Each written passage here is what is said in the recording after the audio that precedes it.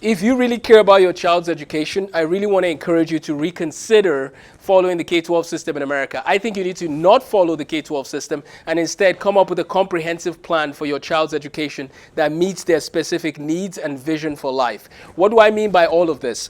My name is Amos, Tarfa, Director of LifeSTEM Academy. I've taught math, science, and other courses for years now in America, and I've come to realize that the American education system, the K-12 American education system, is very inefficient, and in many ways it's a waste of time. It just doesn't help children to accomplish their vision in life. So not only does it waste their time, but it actually leaves them at the end of their K-12 education in a very bad spot.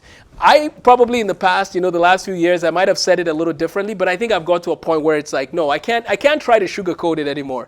I really think the K-12 system in America is so broken, we shouldn't try to rearrange the house to fix it. We need to demolish the structure and allow every family to come up with a plan that helps their child to work well. Here's a few examples. If a child has been talking to you about being a pilot since they were a child, they want to be a pilot. They know they want to be a pilot. My question is, why are you using the current K-12 system for them? Because it's not good for them to use the current K-12 system. Here's why. If you want to be a pilot, you should be dedicating intentional time to a simulator. You should be dedicating intentional time to meeting with pilots, to learn about aviation, to learn physics. Your education needs to be tailored around that, right? And you can always pivot. The big lie that America tells is that, well, if Johnny is restricted in his skills, then what happens if he decides he wants to do something else? Then he should pivot. And in America, that's completely okay. If you were in Nigeria, by 9th grade, you have to commit and you can't pivot. And we committed. A lot of people committed. I committed to medicine. Now, granted, you could argue, why aren't you a doctor today? Good point. I'm still doing the thing I wanted to do, though, which is working with young people. But yes, I'm not a pediatrician today because I found that education was a better way to work with young people. And I thank God for the flexibility America gives. But in Nigeria, you had to commit.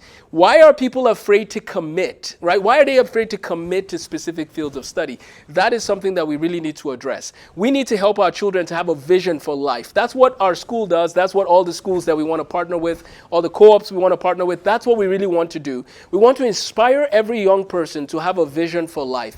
And they might say, I don't know what it takes to have a vision for life. So we talk about it. We tell them stories. We tell them stories of people like Andrew Wiles, who found a math problem he wanted to solve, and he made the way possible. He got his PhD. He solved this problem called Fermat's last theorem. He was about 9 or 10 years old when he got that piece of math he wanted to solve. So we can help people right from 6th grade to have direction, to have vision. That's what I want to encourage families to do. Please don't go with the conveyor belt method where everybody's on this conveyor belt taking the same set of courses, heading to some destination that is not defined, no vision.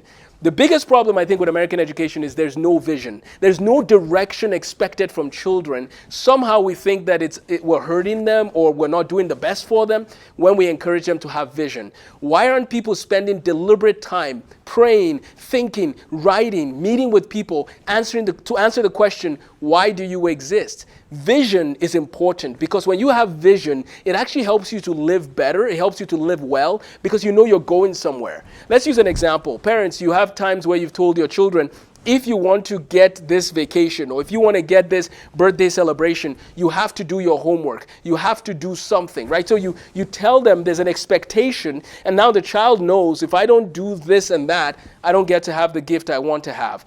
Here's a problem with our education system.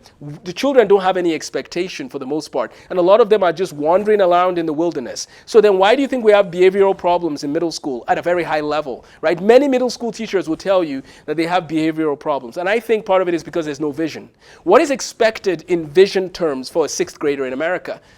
It's really sad to watch how we just allow children to wander rather than directing them and guiding them to have a vision for life. Let's talk about what this could look like. In the K-5 space, we really need to be solidifying the foundation. Think about the K-5 space as an opportunity to build, right? So you need a solid foundation, and the K-5 space should give you that foundation. Kids should be learning to read. They should be writing some things doing some writing. You should be reading. They should be working on learning a lot about science and social studies and history and government. They just are learning a lot. They're like sponges, just taking all that in. In K-5, that's what we need to keep doing. We also should do very good math programs that teach them about number sense, math programs that teach them how to navigate different concepts in mathematics. Maybe tell them some stories in the history of math. Tell them some stories in the history of science. That's a great time to build all of that, right? Help them to understand also that their identity should not be grounded in their education, but that they've been created for a purpose. There's a lot more I can share about the K-5 in a different video, but today I want to focus on the 612 and what that could look like. So the K-5 is still K-5. Kids need to learn, and they need to learn how to learn, and they need to learn the importance of education. That needs to happen in K-5. They should also be working on their relationships and communication skills with other people, with their peers. They should be building on those skills that are not necessarily graded in traditional grading sequences of math and English. They should learn how to talk to other people, learn to be respectful, learn to serve, learn to invest their lives and their time in just being who God made them to be, in being obedient children who are respectful and are doing their best in the things they're learning. Okay, that's K-5. So now we come to 6th grade. Okay, so now in the K-5 at Lifestem Academy, we use books like IEW, we use books like Nordgrass. That's what we use for K-5. Now, if you don't know what these are, that's fine. You could Google them and see it. But IEW is Institute for Excellence in Writing. Nordgrass is a social studies curriculum, which is connected to English. Math, you can use things like Singapore Math. You can use things like Math Mammoth. And then when the kids get into 4th grade, they can actually get into my math program called Inspirational Mathematics. The name of the overall program is Counting to Calculus. I help every child get to calculus at the pace that works best for them. Ideally, I want them in calculus by 9th grade, but some kids need time, and that's okay. But every child should be given a chance to do calculus. That's the way we structure our math. So for math, you know that the kids are going from counting to calculus. Everybody does calculus at some point, okay? So that's math. For science, we use J. Wiles. Science in the beginning, science in the ancient world, science in the age of reason, science in the scientific revolution, science in the industrial revolution. So we have a series here from Berean builders. So it's called Berean builders. If you think of the Bereans, they are discussed in the book of Acts in the Bible. But the Bereans were very diligent in studying the Bible. So Berean builders will guide our students all the way through elementary science, middle school science, as well as high school and college science. That's what happens with Berean builders. Social studies, we're using Nordgrass. As I said, it's connected to the English curriculum as well. We use BJU, which is a Bob Jones curriculum, an alternative to to the Nordgrass books. Some people use Veritas Press. Some people use Sunlight. That's okay. My big emphasis today will probably be more in the science and the math arena. Okay, so let's quickly recap. From K-5, students are building their foundation using curriculums like this. They can do other electives like art and music and things like that. That's completely fine. I'm going to remove this and then we'll talk about 612. So let's talk about 612. I believe that to solve America's education problem, 6th, 7th, and 8th grade, we need to rethink what we're doing in that realm. Here's what I mean. Many people can get D's and F's in 6th, 7th grade, and they still are promoted, social promotion. We really have to make 6th and 7th grade count. And how do we do that? The way we do that is we expect more from 6th and 7th graders. Like, we need to expect more. Now, I grew up in Nigeria. We expect way more. Like, we expect more of our 7th graders in Nigeria than Americans expect for their 12th graders. Like, this is very sad, but that's the way it is. In 7th grade in Nigeria, you take 17 subjects, with 17 teachers, 17 notebooks that have to be up to date, and no parental influence if you're a boarding school student. So you're literally responsible for 17 subjects, keeping track of everything due for all 17 of them. And we were doing just fine. That was normal for us. Here in America, I've noticed that sometimes you expect just for 4 subjects, and you expect something from just 4 subjects, and some kids are still like, what am I supposed to do? When is it due? Like, these are basic things they can do. Give them the tools, guide them along the way, give them ways to take good notes. In Nigeria, note taking is not optional. Everybody has notes for every subject, period. In America, it's optional, but it's not working out. It's really not working out when you have so many kids who are still behind in math, still behind in other courses. Maybe we should teach them how to use note-taking and study skills, because that will help. We learned that a lot back home in Nigeria. Unfortunately, here we don't do that as much. So, okay, let's get back on track and I'll land the plane. So, what I'm proposing is K-5 is a solid elementary education program. 6th, 7th grade is enough time for any middle school stuff that you want to do. That's way more than enough time. And your high school actually happens in 8th and 9th grade, okay? So that means that college is 10, 11, 12.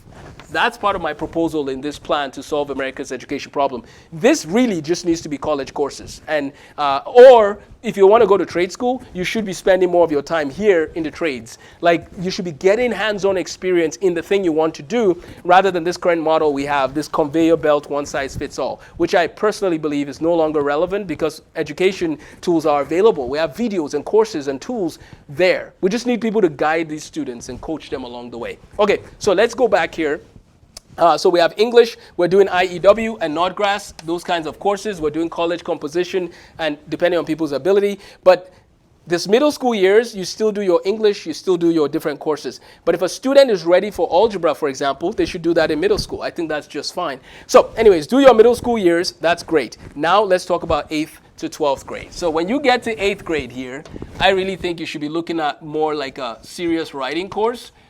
Which you should have been doing some of that before, but now you're getting into some college material. You should be looking at college comp over here, or a form of college comp again, too. So you have 2 years at least of college comp. You have American literature, and you have British literature. Here's the cool thing. You can get college credit for a lot of these right here. So right here, you're graduating and you're getting about 12 college credits. That should be like your goal when you go through our program. So get about 12 college credits with the English. How about math? You should complete your Algebra 1 before 8th grade, and then Algebra 2 in 8th grade, but that comes with a CLEP test, which you can take. So you take the Algebra 2 and you have the CLEP test there. And then you move into geometry and trig, and this comes with a CLEP test as well, pre-calc CLEP, and then you take a calculus CLEP. And then you can do Calc 2, Calc 3, linear algebra, and differential equations. Okay, this is for those who want to go to college, but by using this, you have 1, 2, 3, 4, 5, 6, 7. You have yourself about 21 credits.